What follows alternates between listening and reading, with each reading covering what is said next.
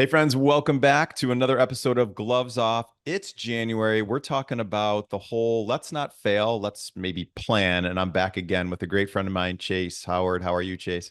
Doing well, so happy to be here. Yay. All right. We've talked about associates and the things they can do to dodge the fail. We've talked about new practice owners, whether they build or buy in our last two episodes. Let's talk about dentists who want to sell. What kinds of things should they be planning so they don't fail on the last bite of the apple?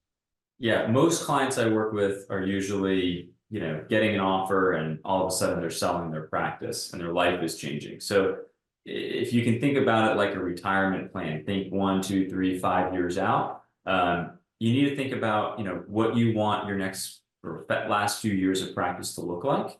Um, if you own your real estate, are you keeping it? Are you leasing it? Are you going to sell it? Right? Those are really two big things. And I think you don't want to get caught up on whether or not you're going to sell your real estate or keep your real estate as part of your retirement plan and try to decide that when closing is supposed to be, a few days away. So think about all those little things, right? What do you want, post closing, post sale employment, and what are you going to do with your real estate if you own it? Yeah. What about the whole, so I love the what do you want? Do you talk to your clients about what can't you live with? Yeah. Because I'm guessing at some point there's some people who come in and they throw out some pretty kooky things. And as a seller, you're emotionally, maybe it's not about the money at some point, it's more lifestyle, it's just emotional. Like, this is my baby I've had for the last 20, 30, 40 years.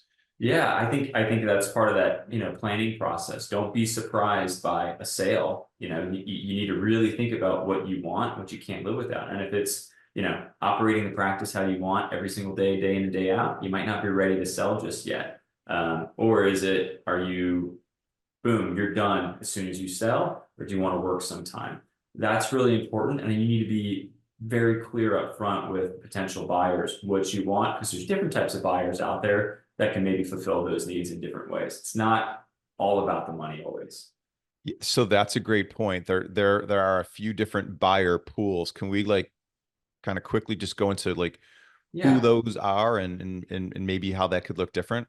You've got, doctors buying out doctors, or associate buying out, an employer. There's private equity, DSO type structures. The doctor to doctor deals can be very, very, emotional because it's I sell and I retire, right? And I move on. The DSO private equity style deals are typically, they want you to be there for some amount of time after you sell to help transition the goodwill, and eventually they'll bring in a new associate that takes over your role, right?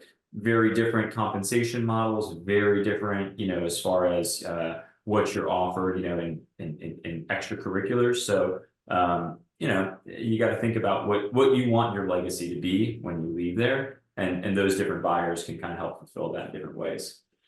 I love that. I love that. So, gang, I know you're going to want to decide you want to sell tomorrow and that it should be sold in the next month. There's some things in different states that maybe Yeah, preclude that from happening quickly, especially if you're in New York. Bless your hearts. right. Um, but think about in advance, give yourself a little bit more of a runway to exit so you can exit the best way possible. Chase, thanks for being here today. Friends, thanks for joining us. I'll make sure you all have Chase's information. He's a wealth of knowledge and someone I personally rely on, in addition to this business side of dentistry. So cheers, Chase. Thanks.